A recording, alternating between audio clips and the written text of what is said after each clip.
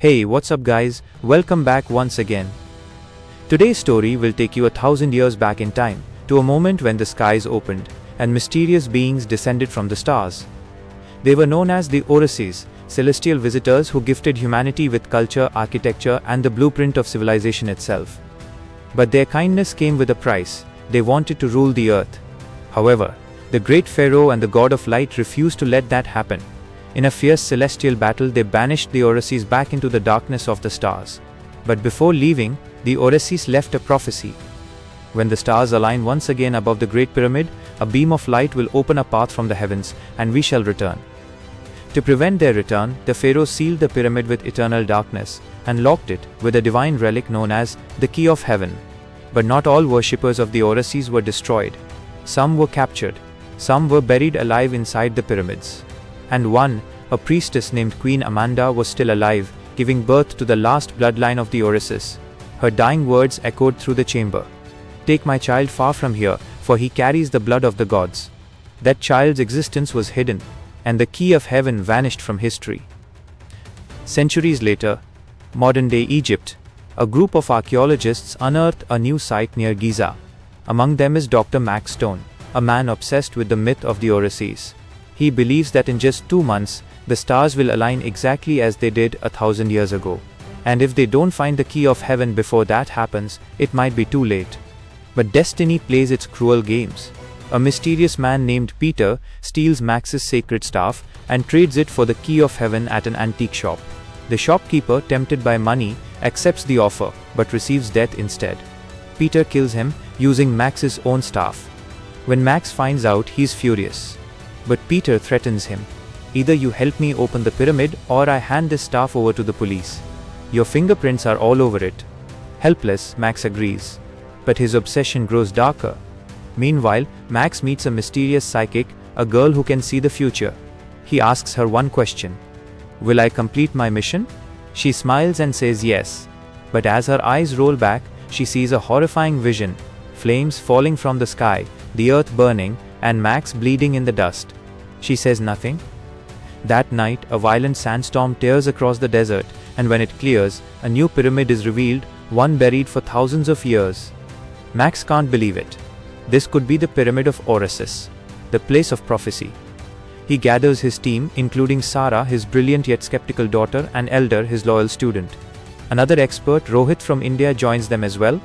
As they reach the site, Elder warns Max. The inscriptions say only the descendants of Orasys can enter. Anyone else will die inside. But Max laughs it off.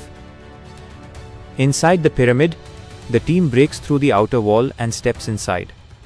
At first, the chambers are silent until they stumble upon thousands of insect nests, still alive in total darkness. One of the guards tries to burn them, and the entire swarm attacks. Screams echo through the tunnel as the guard is devoured alive. They push forward, terrified but desperate. Then, they find a golden coffin, the tomb of Queen Amanda, the last priestess of Orasys. Peter greedily opens it, throwing her mummified body aside. A deep rumble shakes the pyramid. The entrance seals shut. The team realizes too late, they've broken a divine seal. Deeper inside, they reach the Hall of the Dead, where hundreds of mummified soldiers line the walls, the army of those who once fought against the gods. Rohit whispers in fear. When the blood of Orasys touches the sacred altar and the stars align, these warriors will rise again, and mankind will become their slaves. Suddenly, one of the mummies moves. Then another. Then hundreds. They come alive, their hollow eyes glowing in the dark. Screams fill the corridors. One soldier is ripped apart. Bullets don't work. The dead don't die twice. Elder shouts, "Find the exit, now." Sara finds a hidden passage. They all rush toward it, but Rohit stays behind, fighting the monster. He is thrown across the floor, barely escaping through the closing gate. Only 3 people survive the slaughter: Sara, Elder, and Clara. The Temple of Orasys. But Max isn't done. He's gone completely mad, obsessed with awakening the god he once studied. He drags Sara into the final chamber, the Temple of Orasys. Ancient symbols glow across the walls. In the center stands an altar, the gateway to heaven. The inscriptions are clear. Only the blood of Orasys can open this gate. Elder suddenly realizes the truth. Sara, Max's daughter, is a descendant of Queen Amanda. The bloodline has survived through her. Max confesses his darkest secret. Your mother was one of them. She refused to help me summon the gods, so I ended her life. But with your blood I will finish what she could not. Sara screams as Max draws the dagger. He cuts her palm, her blood dripping onto the sacred altar. The ground trembles. The chamber glows like a star. The mummies begin to awaken once more.